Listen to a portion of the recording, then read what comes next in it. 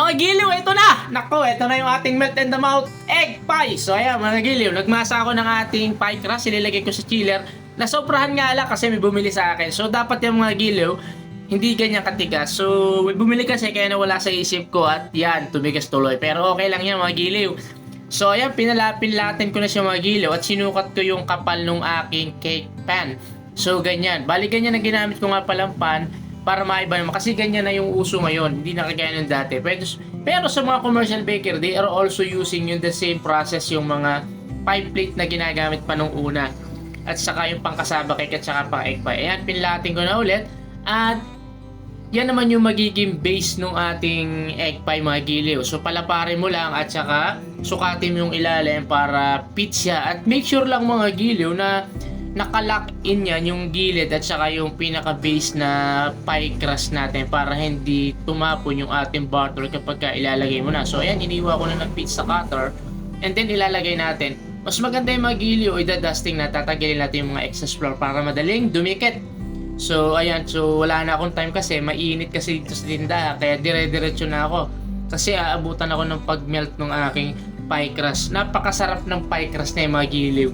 Melt in the mouth niya. Kapag kinain mo yung pie, yung egg pie mo, sumasama, hindi mo na kailangang nguyain yung ating pie crust kasi kasamang natutunaw yan ng egg filling at saka yung pie crust na yan. Kaya talagang sigurado ako dito mga giliw na magugustuhan niyo ito ang aking pie crust na to.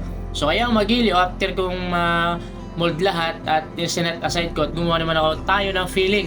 So ang akala ko nagre-record na hindi pa pala. Bali nakalagay na nga pala dyan ang 2 cup ng all-purpose cream and then ang 3/4 cup ng sugar and 2 lata ng evaporated milk. So mga giliw, double recipe nga pala yan. Kung gusto niyo ng mas masarap, gamit kayo ng mas masarap na fresh milk o kaya heavy cream para talagang mas masarap yung inyong egg pie. So ito kasi pang commercial lang, pang kain-kain lang, kaya yun lang muna ginawa ko. So ay mga giliw, after natin mailagay lahat, nag-hand mixer ako yan and then salain natin para yung mga egg white na may mga bubuo, alam mo yun, may egg white na bubuo after na mag-beat ka ng egg, may egg white na buo, di ba?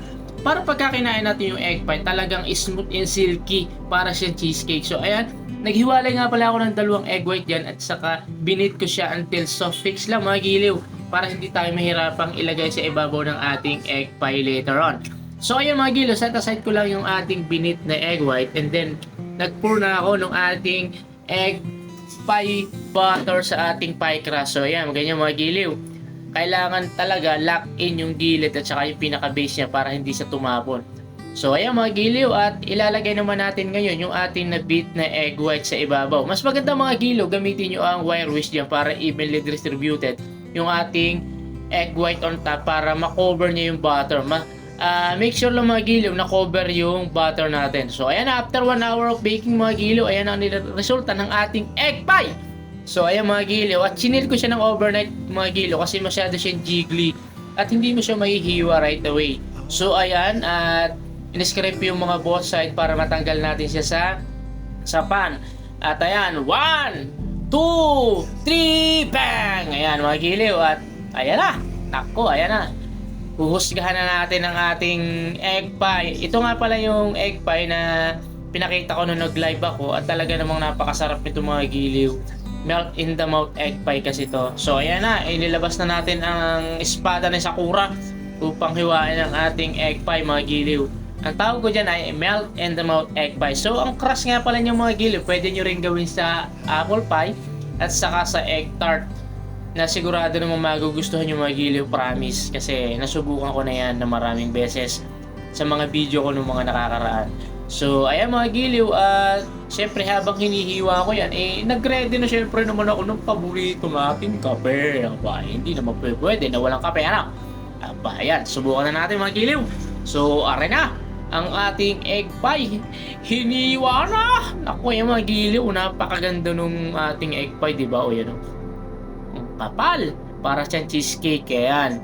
So ayan ang nga mga giliw, at sa mga gustong gumawa, ang recipe ay ipopost ko mga giliw, at alam ko may mga nag-aantay ng recipe nito, at sundan nyo lang, at hanggang dito na lang mga giliw, at maraming salamat.